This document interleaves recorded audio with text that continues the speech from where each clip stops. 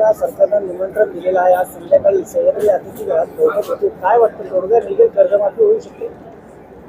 शेतकऱ्यांचं संकट काय संपायला तयार नाही. अतिवृष्टीचं संकट, मे महिन्यात सुरू झालेला पाऊस अजून थांबण्यास तयार नाही. पिकं पूर्णपणे गेलेले आहेत. अतिपावसानं ढगफुटीनं जमिनी वाहून गेलेल्या आहेत. सोयाबीनला बाजार नाही, कापसाला बाजार नाही, ही परिस्थिती सुद्धा आहे. सगळ्या संकटातून हा शेतकरी जातोय. आणि जर आश्वासन दिलं होतं सरकार बनवताना निवडणुकीच्या काळात का आम्ही कर्जमाफी करू, तर ते मान्यच केलं पाहिजे, पूर्ण केली पाहिजे. शेतकऱ्याला पुन्हा उभं करण्याची ही वेळ आहे. शेतकऱ्याला ताकद देण्याची वेळ आहे. त्याचं पुन्हा नवं जीवन जे त्याला सुरू करावं लागणार आहे, इथे उद्ध्वस्त परिस्थिती आहे. अशा वेळेस आता कर्जमाफीशिवाय पर्याय नाही. आणि म्हणून बच्चू कडूंनी जे आंदोलन सुरू केलं त्याला तर पाठिंबा आमचा आहेच. पण सरकारने आजच या मागणी मान्य करावी आणि तातडीनं ही कर्जमाफीची रक्कम त्याला पूर्णपणे द्यावी. हे महत्वाची गोष्ट घडणार आहे. एका बाजूला मदत केली पाहिजे उभारायला, दुसऱ्या बाजूला कर्जमाफी केली पाहिजे. ही आजची काळाची गरज आहे शेतकऱ्यासाठी. यापूर्वीचा अनुभव पाहता केवळ बैठका आणि घोषणा आणि आश्वासन असं होईल की काहीतरी नाही, हे तर हा फंडा करण्याची पद्धत आहेच आहे. भारतीय जनता पक्ष आणि त्यांचं लोकांना वेगळ्या दिशेनं नेण्याचा प्रयत्न सातत्यानं चाललेला असतो. एक दिशाभूल करण्याचा प्रयत्न चाललेला असतो. बनवाबनीचा कार्यक्रम हा त्यांचा हात खंडा आहे या विषयामध्ये. परंतु आता शेतकरी ऐकणार नाही.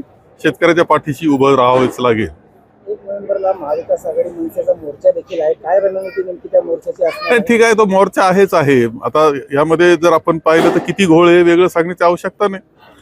आपण ग्रामीण संगमनेर तालुक्याचे 9,500चा जो दोष दाखवले ते तपासले तर नाहीच. उलट असं सांगितले की हा अधिकार आम्हाला नाही. एका बाजूला तुम्ही हरकती घ्यायला सांगता, त्याच्याकरता वेळ देता, दुसऱ्या हरकती घेतल्या तर तपासल्या जात नाही, त्याच्यावर निर्णय होत नाही, तो अधिकार आम्हाला नाही असं म्हटलं जातंय. हे कसलं निवडणूक आयोग आहे? हे कोणाच तरी रिमोट कंट्रोलवर चालणार असं आयोग आहे असं म्हणलं तर वावगं ठरणार नाही. दुबार जे नावं आहेत त्याची चौकशी करण्याचे आदेश कोणत्याही प्रकारे या दुबार नावं शोधायला तर 1 क्लिक शोधले जातात. सॉफ्टवेअर आहे त्याचा. एक बटन दाबलं तर तुम्हाला दुबार नावं दिसणार आहेत.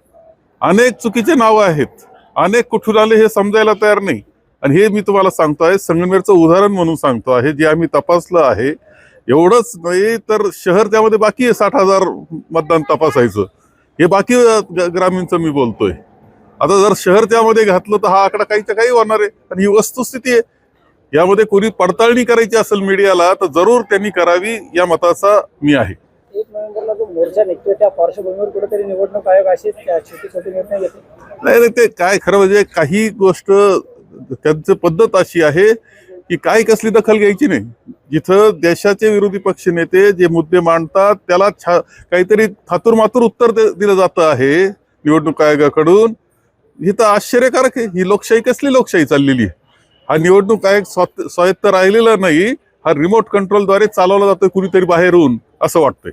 रोहित पवारांनी मध्यंतरी ट्रम्प यांचं बोगस आधार कार्ड काढून दाखवलं होतं. कसं निघू शकतं त्यावर आता गुन्हा दाखल आहे? अनेक गोष्टी आहेत.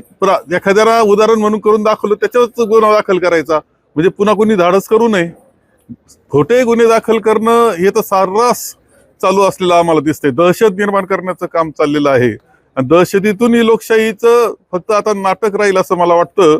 लोकशाही राहील का नाही हा प्रश्न आपल्या पुढे आहे.